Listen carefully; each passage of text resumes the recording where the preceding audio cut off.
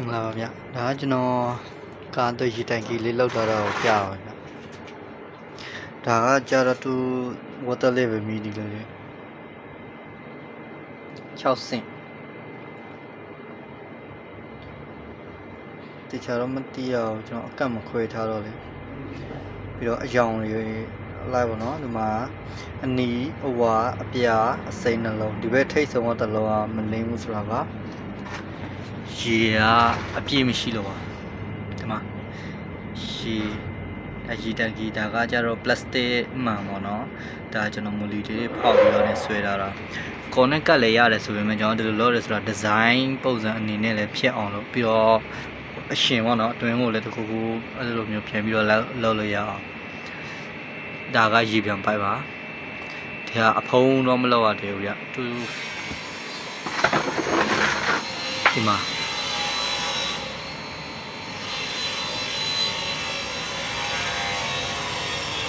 ဒါကျွန်တော် water level လောက်ဖို့အတွက်လောက်လာတာလေဒီပါခေကျွန်တော်စမ်းပြ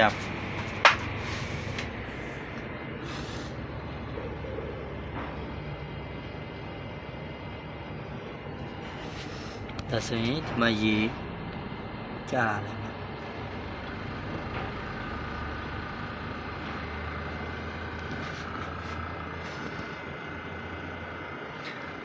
ဒီဘက်တော့မထည့်ရတယ်ဒီဘက်မှာလည်းပုံတပုံထည့်မယ်အဲ့ဒီလိုမျိုးပေါ့နော်ဒါမျိုးတစ်ခုထပ်ထည့်ရမယ်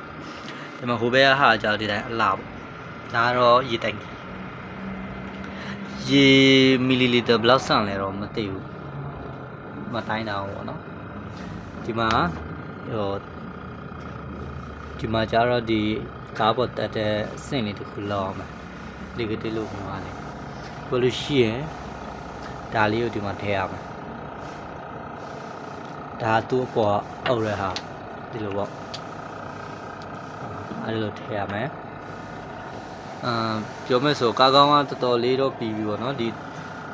မှာတော့နည်းနည်းဘာညာလေးကျန်နေ dashboard ဘာမလို့ရသေးဘူးပြောလို့ရှိရင်အချောတောက်ဖို့ပြောတော့အကွက်လေးတွေအကက်လေးတွေအဟိုက်လေးတွေအဲ့ဒါလေးတွေပဲထည့်ရတော့ဒါပေမဲ့ဒီအနောက်ကတော့အဖုံးတစ်ခုထည့်ရအောင်မထည့်ဖြစ်တော့ကားပို့ရတော့မယ်ဆိုတော့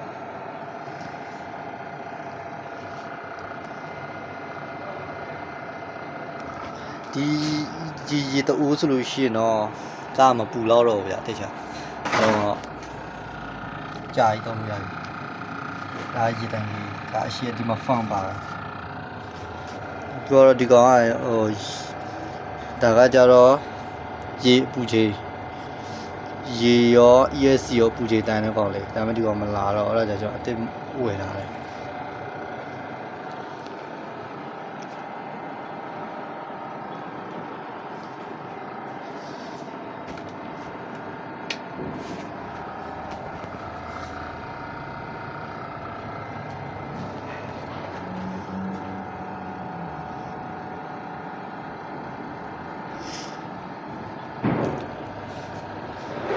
ဒီမှာမာကကျက်နေတယ်နှစ်ခု